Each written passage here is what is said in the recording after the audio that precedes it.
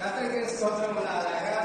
இந்த அற்புதமான காலை வேளையிலே உங்களை பார்ப்பதை நான் மிகவும் மகிழ்ச்சி அடைகிறேன்.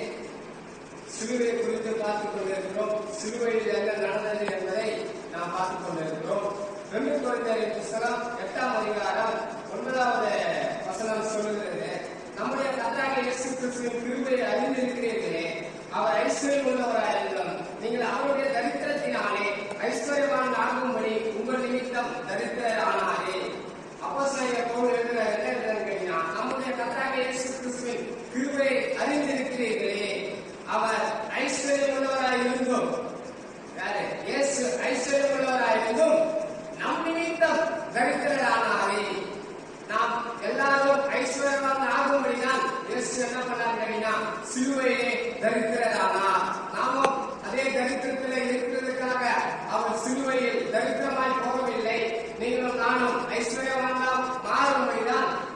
ஆகும்படிதான் இயேசு சிலுவையில் தரித்திரமாய் தொங்கினார் என்பதை